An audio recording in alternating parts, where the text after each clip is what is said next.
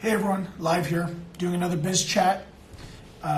Like I said, we do biz chats every Wednesday from 12 to 1. So we're really excited to actually have our next expert guest with us, Mike from Render Media. Looks like he just joined, so I'm going to add him to the call here.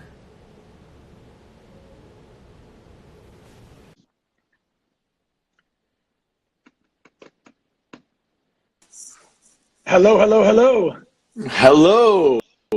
How are you, Mike? Good. Yourself? Can't complain. Another biz chats, another Wednesday, another expert to talk to. Excellent. Thanks for having me. Thank you for having me. Absolutely. Like I was explaining before to everyone, coming in and out, we do biz chats every Wednesday from 12 to 1, and we have a meaningful and insightful conversations with expert guests such as yourself.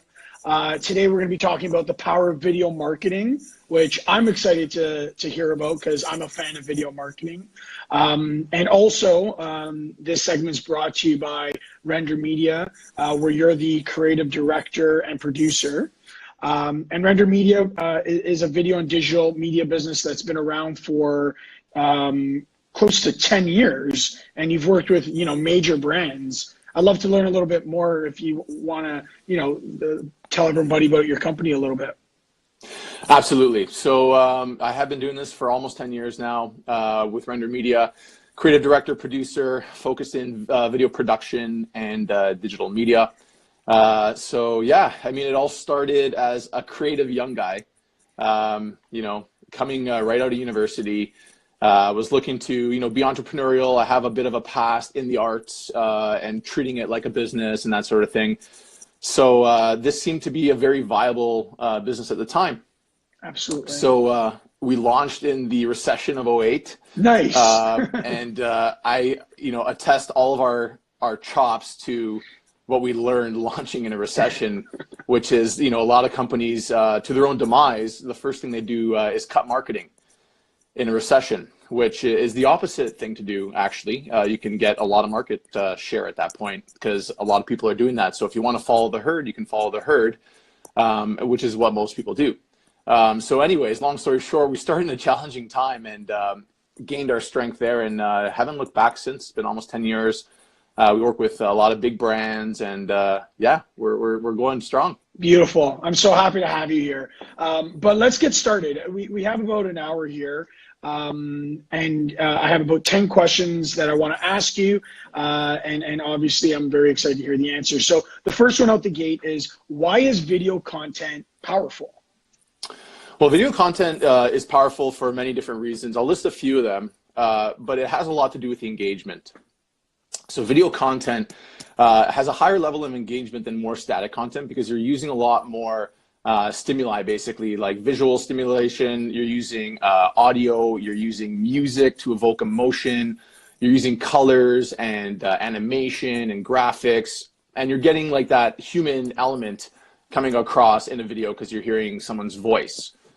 So at the end of the day, video content itself is more engaging, in my opinion, because of all the elements combined. You can utilize all these different elements to really engage your audience and invoke a response or an emotion in your audience and really achieve an objective utilizing, like I mentioned, all these elements with sound, visuals, music, and so on and so forth. Agree. Next question here is, does production value matter when you're creating a video marketing campaign? It does not always matter. I mean, coming from a production company, it's kind of bad for me to say that, but to be honest, it doesn't always matter having good production value. It all depends on your objectives. So if your objective is to just get a lot of content out there in a short amount of time, then just doing low quality, high frequency content, like even live content, like just getting the message out there quickly is very effective. So something like this. Exactly, is the way to go. If you don't have the budget to put into like a high quality production, you just want to get your message out there, then frequency is where you want to be. You want to get that message out frequently. However, if you're trying to promote a more premium brand or something that is targeting a more upscale audience or higher end audience, then you do want to put production value in. You want to represent your brand with the same quality that you're trying to sell. and you want to put that into your collateral, especially video production quality. Now, is it possible that you could build that quality over time? Like, and the reason why I'm asking is one thing, because a lot of these entrepreneurs are small business owners. They're starting businesses on a lean approach, right? And all I think about is, for example, the whole like Gary V episodes where he started, with a little camera, YouTube channel, and now his quality has increased dramatically because he has a following, and he's probably making significant money off the segments as well. So is that a normal pattern that you Absolutely. see? Yeah. And he hires professional production companies to do his work now. Yeah. And actually we've done work for some high-end influencers as well. Yeah. These influencers, they work with big brands, and these big brands want to be represented like properly. So it's not only about the audience, which is what these influencers bring to the table. It's now these big brands that want their audience also want them to be represented in a good light. Exactly. So they're also looking to have that production value. Perfect. So it's great that you bring that up, because it's a good transition where you see these influencers starting on their own. They build their brand, they build their audience with good storytelling. Sure. Good storytelling. It doesn't necessarily have to have the production value. The content is there. It's good storytelling. It just lacks that, quality production. But until they, scale up, they get their audience up there, it's not really necessary. But then when they get to that point and you have, these brands paying them tens of thousands of dollars sometimes to do, live feeds and live posts and content, you better believe they're going to up their production quality, because at that point, a lot of big businesses involved, and they need to, step up their game. Yeah, the expectation's there, right? Exactly. Okay. Exactly. Nice. All right, next question here. So as a startup or a small business, what stage should one focus on video marketing?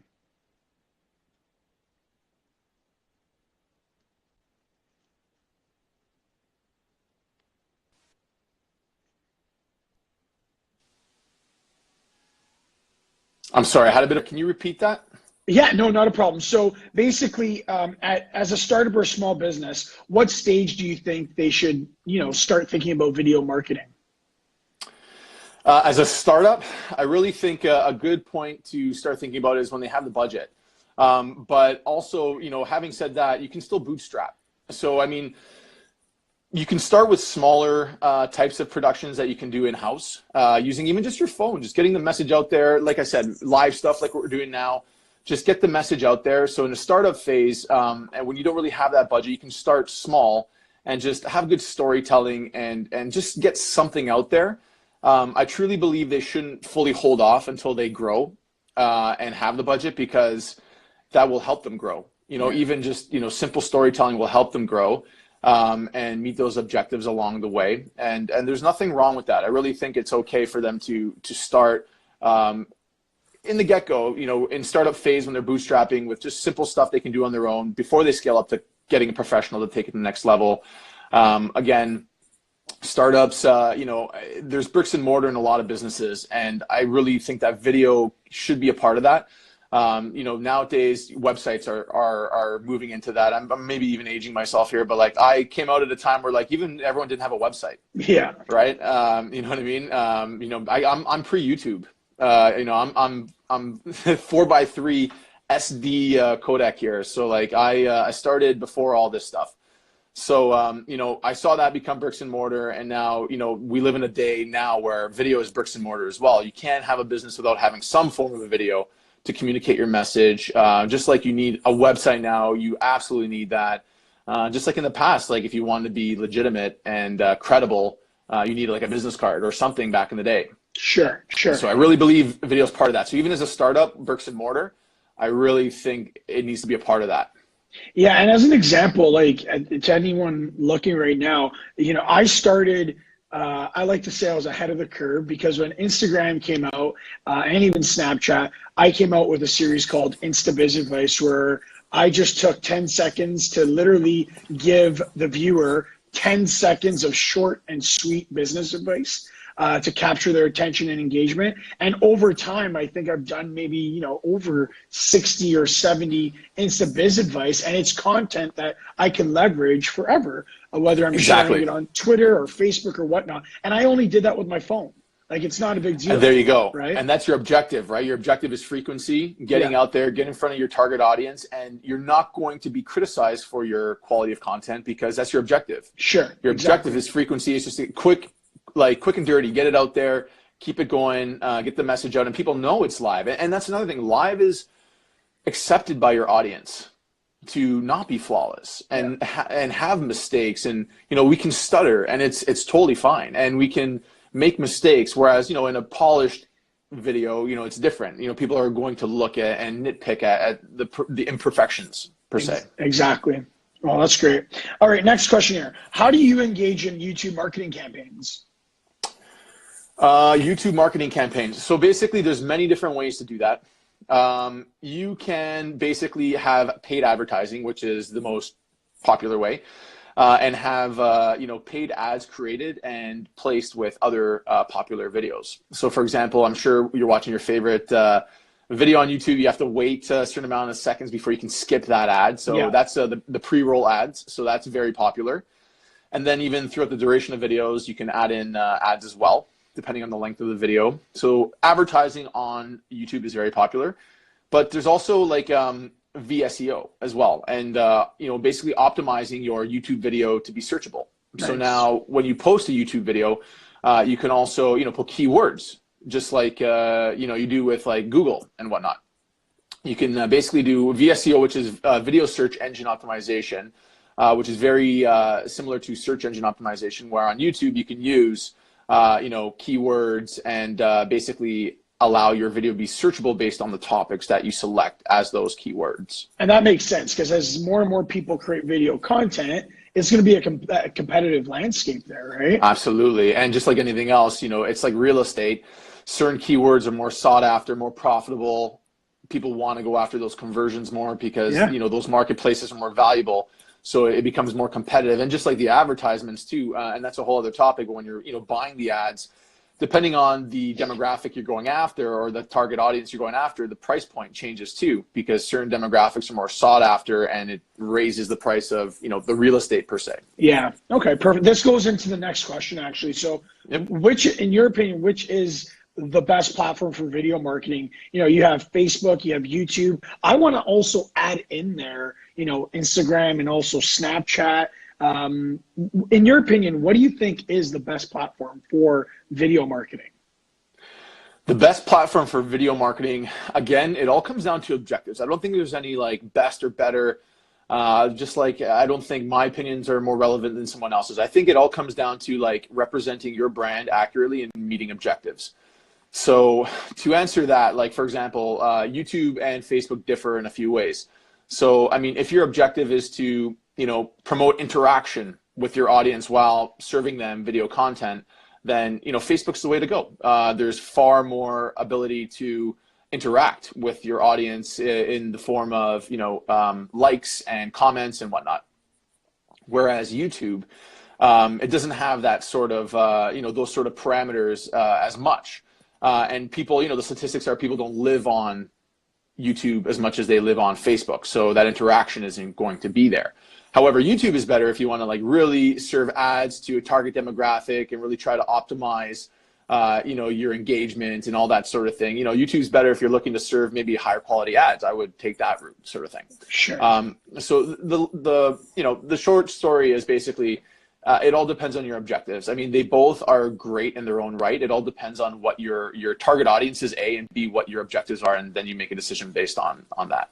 Got it. Perfect. Well, thanks, Mike. So once again, for everyone tuning in live, or we're also going to upload this onto our YouTube channel. We're going to redistribute content. So, but for everyone looking or viewing in right now, this segment is sponsored by Render Media, Mike's company. And I encourage everyone to go check out his website. And your website's render.media, correct? Correct. Perfect. Okay, we got a few more questions here, and we're going to end this off. And that was a good ad right there. That was a good ad time. Yeah. We're the right length in. The format is great. I'm loving it. Perfect. Okay, so how can we generate website traffic with the help of video marketing? Because that's, that's the main objective, in my opinion, right? For a lot of businesses. Right? Okay. Absolutely. It all depends. I mean, sometimes people are trying to drive like phone calls. I mean, it all depends. But yes, it is a main objective for sure, especially for small business. So there's a few ways. Like I just mentioned earlier, VSEO is a good way to basically drive to your website. You can be searchable as, as a video on YouTube. You can have it embedded in your website. So, that's going to drive traffic to your website. But on top of that, another great thing is just having a really good call to action at the end and having a good format so that, the website itself is represented in the video and the viewer is aware and they know what they need to do, which is go to the website after they view the video. Especially in a shorter ad, you should have a call to action at the end. And that'll, that's more on like the content creation side of it and the format of the video. It's very important to have, the proper timing and having your call to action with your website. So wherever you serve it, whether it be online, social media, they're going to basically be driven to the website. Got it. Now, for that small business owner viewing in and basically they have enough resources to make that, double down on that one video campaign. In your opinion, what is the ideal duration of that video? Because I think a lot of people, that's their biggest worry. If I make it too short, no one's going to even recognize anything. If I make it too long, people are going to be impatient and they're just going to leave. In your opinion, if somebody had to create one video ad, what is that magic number? Again, there's no magic. It comes to objectives, right? And I could even get into a really lengthy conversation on content strategy. So, I mean, a lot of the time what we do with our clients is create a content strategy where it's not even one piece of content. It's multiple short format content pieces that also make up a longer format content piece. And the strategy is not only in the content creation or the distribution, but a combination of the two. And the content is created for the specific target audience and the distribution and the platforms and the length and duration of attention spans on those platforms as well. So, I mean, it's a really complicated question because it's hard to really be specific. There's no perfect length in the sense, but if you were to mention like a certain platform, maybe there's a preferred. So for example, like a YouTube pre-roll, short format. You want to be in a 15-second ad at the very most because your drop off is going to be 5 seconds. Yeah. Okay. So you really have to communicate your message within the first 5 seconds. And then if they continue on after and they don't skip your ad, that means your engagement's great and you're going to convert at that point. But the entire length of the ad, you're wasting time if you're more than 15 seconds and all of the values in the first 5 seconds in that scenario. So you really have to like come out of the gate really strong in an ad like that, for example. So the takeaway from that is, as a small business owner or entrepreneur, you really, really, really need to understand your user or the person that's going to be watching and your the audience, and the platform. Like Absolutely. Audience and platform go hand in hand. Hand in hand, because content will vary based on platform. Yeah. And audience is varying on platform too, right? There's studies. I mean, I'm not going to really quote anything particular, but some people say that Facebook has an older demographic nowadays versus Instagram, and then, or Snapchat. Snapchat is even younger, right? So I mean, they all go hand in hand, and then people even argue younger demographics want shorter format content, and sure. I tend to agree with that, depending on the subject matter. Then you get into subject matter, and then certain topics, you need that time to really they're complex, and you need that time to really get into them. Whereas some things are just very like simple, and you can get them across really quickly. Got it. Yeah, makes sense. All right. Next question here. So, how do you measure the success of a video marketing campaign? So, in your case, what do you usually measure? So, in a video marketing campaign, it's always reach, but it's also more importantly is engagement. Because you can have a lot of reach and not have good engagement, and in my opinion, that's a failure. So, for example, like a Facebook situation, you're scrolling down your timeline, or down your feed, and people have videos, and you stop on it, you don't have any audio, you maybe watch like 3 seconds of it, but that counts as a view. So you get that reach. However, the drop off might be 3 seconds or not even. You might even just be scrolling through. Yeah. Kind of thing. So I don't think you can judge a success based on reach. It has to be on engagement. So what you really have to do is go into the analytics and look at where those drop-offs are and see how engaged your audience is. And again, that is like a lot to do with, not only, good platform selection and format, but it's content creation. Content is king. If you're going to keep that audience staying longer and keep that drop off later in the video, the content needs to be good. And that's like, where professional comes into play. Yeah. They're going to get you more sales because, they're going to keep your audience more engaged. They're going to communicate your message, for a longer duration of time and more accurately, and really help with engagement for sure. So for example, reach, I don't care if I reach 100,000 people. I care about how many people liked my Facebook video, comment on it, shared it, and obviously the most important, clicked my call to action, whether it was a link to go to my website or to a landing page for some sort of campaign. Those are the metrics that are most important. Engagement, exactly. Reach, I think, is a false number. A lot of people sell their clients on, wow, look at who we reached. That's great. You got in front of a large audience. You probably spend money for that. Yeah. But how was your strategy? How was your content? Like, did you engage people or did you just annoy people? Exactly. Right. Makes that's sense. what you got to look at. Right. And you see that with a lot of influencers too, oh, their reach is huge, but like, do people actually want to see them? Sure. A lot of the time, like, they're getting bombarded, and I hear a lot through the grapevines, people are starting to unfollow people, and they're just, they're getting annoyed because the content is not good. You know what I'm noticing too, Mike, is you'll see a lot of, like, for example, let's use Instagram for an example. You'll see these Instagram accounts with millions and millions and millions of views. But what a lot of people are starting to do is they're starting to put, math behind it. They're getting like the average amount of likes that their pictures get divided by the amount of followers they have. And all of a sudden they're getting like these percentages of how many followers engage with their posts, right? Exactly. So like, for example, if you have 100 followers and you have 90 people or 90 likes on your average post, your engagement by far is performing way better than someone with 1 million followers that gets, 400 likes or whatnot on their posts, right? So exactly. So I think engagement is peeking its head out, saying, hey, this is the most important metric to consider in a lot of things. Video. Absolutely. Yeah. Okay. All content, all online content. Exactly. Exactly. Yeah. All right. So next question here is, what should you look for in a qualified video professional? That's a great question. And it's fairly simple and straightforward, but a lot of people don't do it. Portfolio. At the end of the day, ask what they've done, and please don't hire someone unless they've done what you're looking for. Because you're taking a chance. I mean, maybe if you know the person, or you see something else that they've done that's similar, and you have faith, and you're going to take a leap of faith on them. Sure, that's great. That happens. Yeah. But if you want a sure thing and you're looking to hire a video professional, make sure to look at their work that they've done previously, and make sure they've done something like what you're looking for, if not very similar to. And please do not let them show you other people's work and say, oh, we can do this. Because I mean, anyone can go online and like get a video and say, yeah, we'll do this video for you.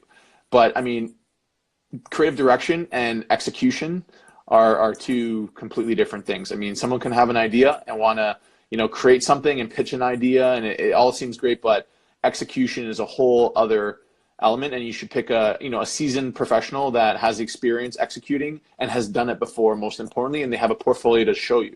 And I get that. That's amazing. That's perfect. And I think every business owner and entrepreneur should obviously listen to that advice. But what do you say to the young you that didn't have that history or portfolio yet? What are ways for the young video professional to get that first client with no history? Prove yourself. Go out there and prove yourself first. When we started out 10 years ago, free videos. I mean, right? When we started, we were doing things for free, if not next to free. Yeah. We earned our market share, and we earned the value of our product through years and years of experience. And we're like, we've become professionals, and now we are that professional production company that does big brand work, and we're paid for it and we're compensated for it. A lot of the youth coming out of school these days, I'm finding they think they can just, jump from 0 to 100. Their expectations are up. Their expectations are. They don't like, want to go through the dirt. They want to charge top dollar, the same amount of money that like 25-year production companies are charging. Yeah. And it's like, yeah, that's the market value, but that's not your brand's value. And so, cool, you could get there. You will get there. You right? will get there But if you continue to work hard and you yeah, learn, you make those mistakes and you don't make them again. And that's what you're paid for. You're paid for that like guarantee. But until you get there, you can't promise that to clients because it's false. got it. Okay, perfect. I think we're on the last question here, Mike. So when it comes to video production or when it comes to video production overall and audience engagement, that's been a big part of this conversation. What are some best practices at controlling costs? Because as a small business owner and an entrepreneur, at the end of the day, it does come down to cost and having that lean approach as far as building your business up to that point where cost is not as much of an issue, right? Right. At that point, it's finding efficiencies, right? Like any other project, if managed properly and accordingly, you can always find efficiencies and change your approach around to fit budgets. So I would suggest always look for those efficiencies, especially if you need volume content. So one of the quickest ways to make your cost per video lower is by doing more than one at a time. So it's like any other business, right? Volume will now bring your cost down because you're able to find those efficiencies in the production line where you can more efficiently produce the content because you're doing it in volume. So I would look for those sorts of efficiencies, those sorts of scenarios where you can say, hey, listen, okay, this is a cost, but like, let's get more value out of this cost. And like, instead of doing a video every year, let's do videos that are going to last us for the next 5 years. Let's do multiple videos that are going to really get us that ROI. We can engage a larger audience and get more content out there. Like, look for those sort of efficiencies to really bring your cost per video down. Yeah, that's amazing. Thanks so much, Mike. This has been a great segment. I think everyone listening in, whether it's live or our recorded episode on YouTube, I think they're going to take a lot away from this. But I like to end all my biz chats with a rapid fire. So no hesitation. Just answer the question as quickly as possible. 3 questions. Okay. It's supposed to be fun. It's fun. Don't worry. All right. Ready? All right. I'm ready. So what was the last song you listened to on repeat? On repeat? Oh, wow. You know what? I listened to the whole Jay-Z album on repeat shuffle. That one song, the whole album. The whole thing on shuffle. I don't even know the order of the album. Like, I can't turn the shuffle off on my Apple Music. I don't know. Like, it's perfect. Just constantly going. It's a really good album. He just played in Toronto actually recently. Nice. Yeah, I actually saw a couple of my friends were at that. Okay, what was the last movie you watched? The last movie I watched. If you had time. if I had time, yeah. You know what? It's been a while since I watched a movie. Same here. I'm actually watching House of Cards right now, rapid fire, just because I know they're probably going to take it off the air. And I heard it's a really good show, so I'm trying to watch that before they take it. Basically, take it down because there's a lot of controversy, as you know, around questionable characters involved in that show. So, movies though, tough. It's tough for me to find the time, like 2.5 hours to watch. Any good movie is going to, be around that length. Any art film or any sort of like epic, film, right? So it's tough. It's tough for me to find that time. We'll take House of Cards as the answer. And last one, what was the last book you read? The last book I read. That's a great question. Right now, I'm actually reading, or just finished reading a book on cold calling techniques. Oh, wow. So, rapid fire. I'm being honest here. Yeah. Sure.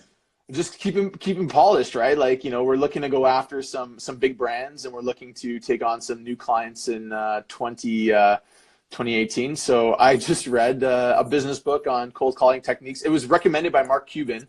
So I follow Mark Cuban. It was one of his top 5 picks for 2017. So sure. And to be totally transparent, do you think cold calling is dead though? No, I don't think it's dead. Absolutely not. Nothing is going to basically get you in a door faster than speaking to someone directly. Picking up the phone and calling is never going to die. But I know a lot of people that do not want to talk on the phone. Like they just don't. Right. I think that's a challenge, but that's why you need proper techniques on how to do it. Yeah. You don't just, you really need to do some sales work and read some books and learn on how to really engage someone in a phone platform.